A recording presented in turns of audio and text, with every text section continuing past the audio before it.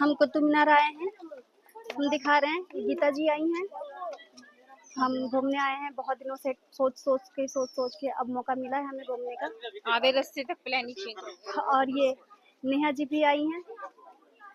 और क्या बता रही थी आप, क्या बोल रही थी? आधे रास्ते तक आके तो प्लान चेंज हो गया था कि नहीं जाना, छतरपुर मंदिर चल लेते हैं। हाँ, क्योंकि हम बस से आगे निकल गए थे, फिर वहाँ से वापस आए हैं और फिर वहाँ से हम इधर आए हैं।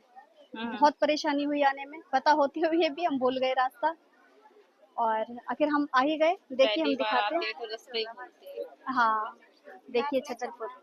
नेट नहीं चल ये रहा है यार छतरपुर यहाँ। नहीं है यार, कुतुब मीनार है। हाँ, कुतुब मीनार। छतरपुर हम जाने की वो छतरपुर सोच हम रहे सोच रहे थे जाने की, पर वहाँ नहीं गए, कुतुब मीनार आ गए। देखिए तो सीन कैसा लग रहा है? अच्छा लग रहा है ना? मजा आ रहा है ना?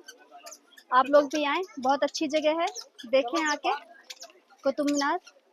और अच्छी अच्छी फोटो भी आती है यहाँ पे, अपनी अपनी पिक लें और मजे